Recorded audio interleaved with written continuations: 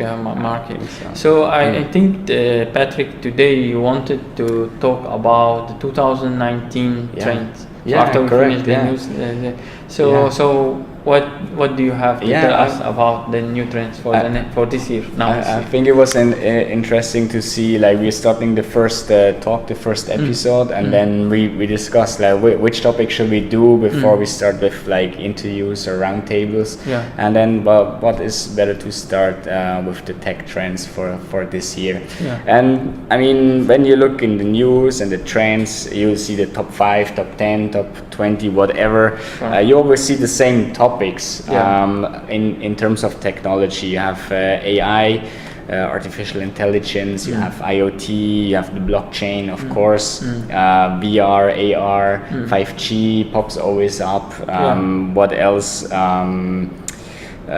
3D printing, for example, and then also like IR 4.0 always comes up, which is not a technology but maybe an accumulation of it.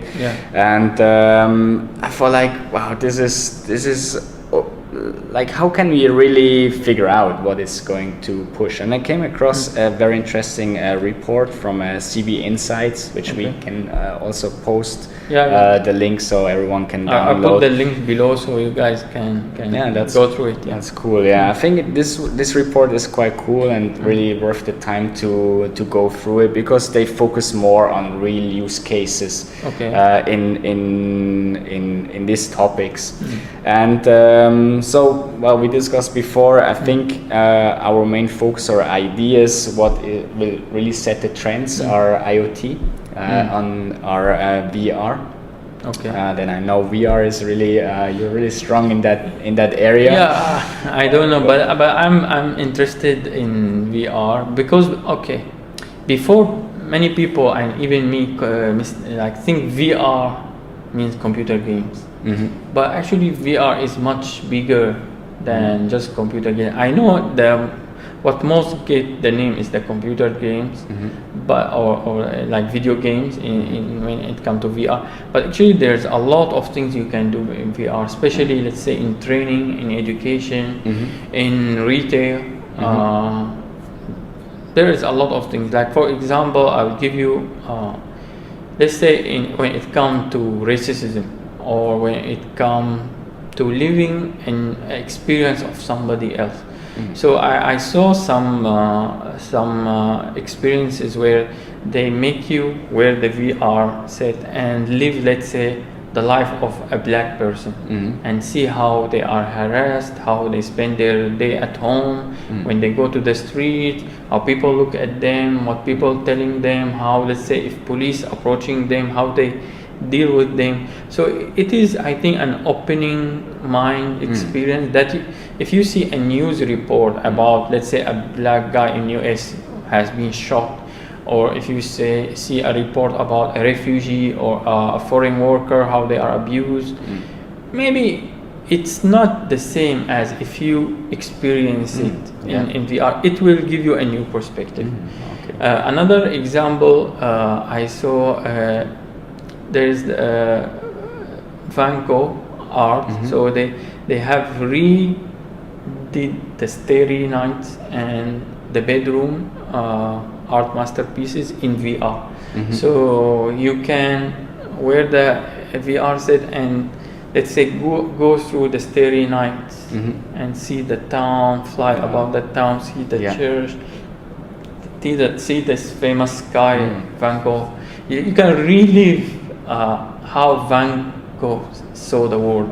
Like, so I mean, you have 2D paintings that become like 3D. Actually there is an artist who repainted the whole thing in 3D using the VR set, also some VR tools and some software, and then he redraw the whole thing, and then when you experience it, you can see it in VR.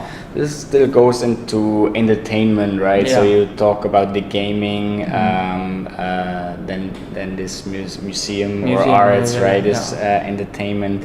Also training, like you can see the factory, for example, a factory floor, and with the machines, and how can you operate this machine, or how can you maintain this machine. There's a lot of applications. That was very interesting. I saw this also, right? So it tells you which tool to take and where to go and what to do. Yeah. I think this cut a lot of the training time. It also helped people. Let's say when you don't have the expert on site, you can use these tools. You can communicate with the expert through the internet or other ways, and have the expert train the stuff on this, let's say, new machines or the factory floor. So like next generation education or training, which can be very helpful. Yeah, I think so. And then you mentioned to me something about VR and retail. What? Yeah, retail is also quite interesting. That points out in the report. Walmart is using that just to push their e-commerce. So basically, you will go virtually shopping, so you can still walk in the shop, but you stay at home, and then you have your glasses on, and then you go into the shop and you pick the stuff that you need, and then you just go to cashier, pay, and of course then it will be delivered to your home. So gives a different experience, I think, in shopping than just like if you go on your notebook, right, and then you pick the product. So that can be quite interesting. I think people might really like that. I have a few things I want to mention. I just remember now. When it comes to retail, I think the VR or AI is going to play a big role later in our decision making when we buy things, and also on the way how we experience them. I think Amazon, they have a device. I can't remember the name now. I will put a clip of it later. It's connected to Alexa. So for example, you can stand in front of it. It take picture for you. You can take picture, and then it will show you how the clothes will look like on you. Yes. And then let's say you try two piece of clothes. Yeah. I think women will be. And then it will tell them which one fit them according to their face, to their body. So there is an algorithm which study their feature, and will tell them, okay, this dress fit you more compared to sometimes like your wife or your girlfriend. But I think I would like that. You don't have to go to the shop, right? And you can try a lot of things very fast, right? By just a click, it change maybe the color, things like that. And then based on that, you will see like this is, I think, better than any advertising campaign ever done, because you will see Amazon recommending you, this dress or this T-shirt fit you according to, because they scan you before, right? So they know all these things. So they will now recommending what fit you, what according to their algorithm. Plus, actually, they have experts who will do this manually. Will tell you, okay, this T-shirt, this new dress fit you very well. It give you like better looking or 80% rating. They will give you a score actually.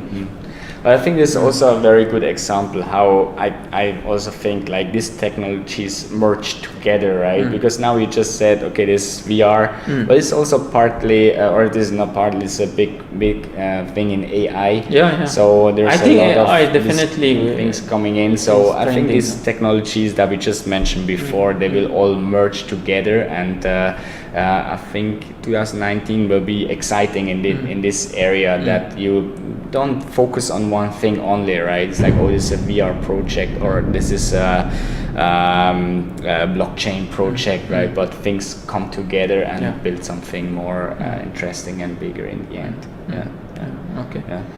I think for IoT, that's the other tech trend that we see will be very interesting in 2019. It's a little bit the same. IoT in the end, it's sensors, right? It creates a lot of data. In what sectors you think IoT? Because IoT it can have a lot of applications, right? And this is very impressive because basically it's really unlimited. You can see IoT devices or sensors like in every industry. But of course, some are very interesting. Some are already here. We're using it. Like I mean, the mobile phone is the biggest IoT sensor, if you want. But also wearables like Fitbit, and that is something I see maybe this year coming or pushing hard, like the support for senior citizens. How to help them, right, get maybe a better life, or like how can they be better supported when they are maybe at home, home alone. There's some device out that study the behavior and then can figure out something is wrong already before it happens.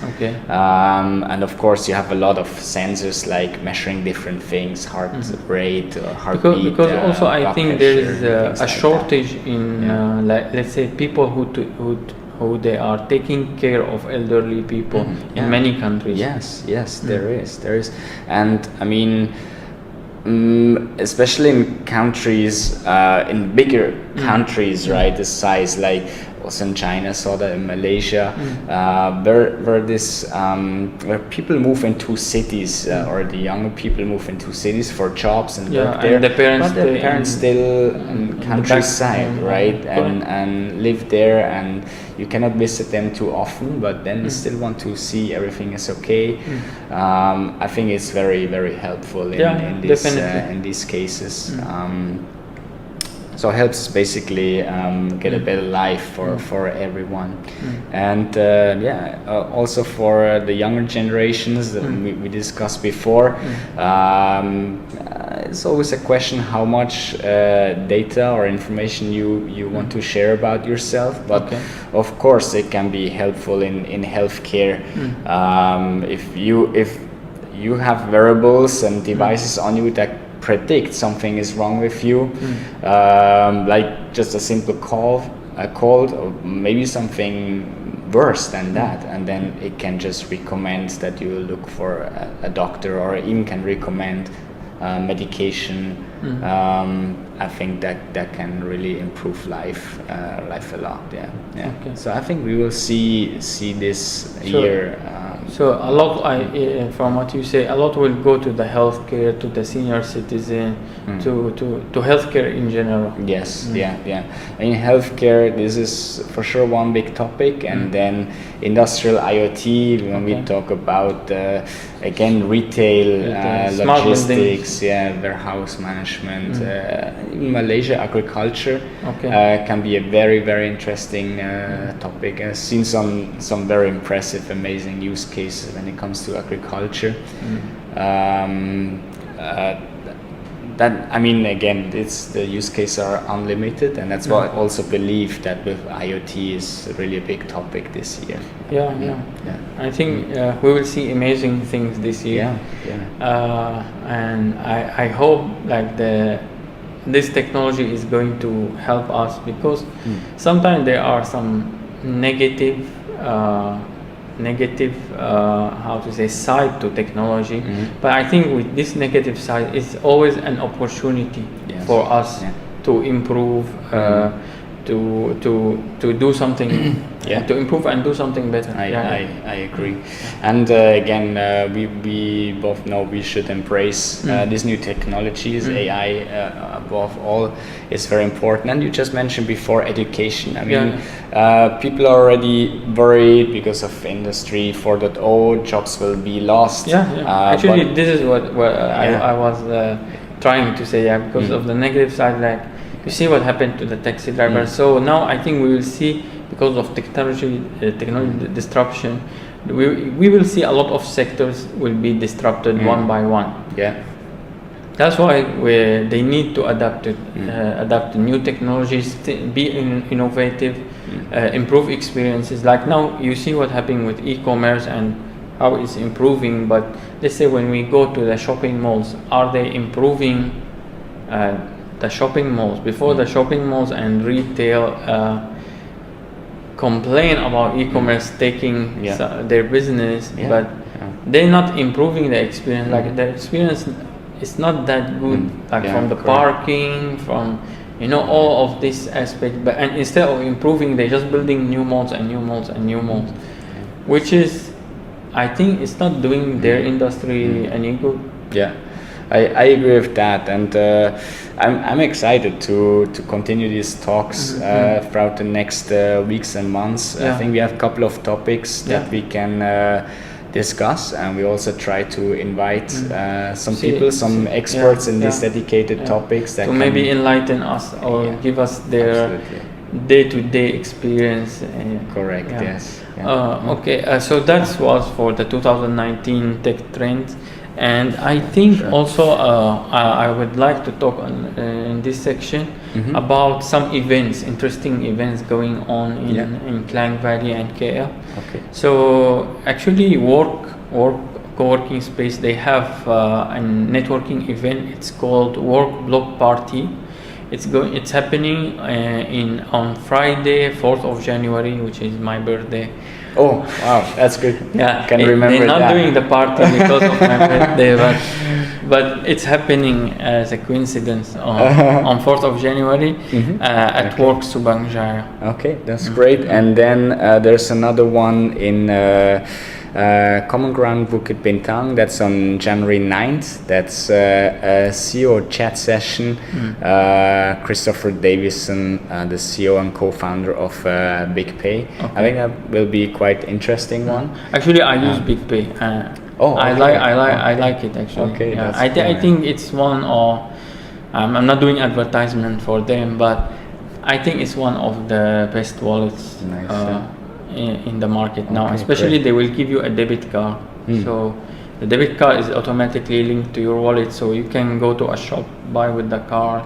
You can buy online also with the card. So even if that service does not support their wallet, we still use the debit card. So I think it's a good feature. Will be an interesting session, and I will be there actually. I'm attending the. I try to be there, so it would be cool to see you also there. Yeah. Very nice to meet you. Then Thank you. Yeah. Thank you very much for joining us. I think that's all for today.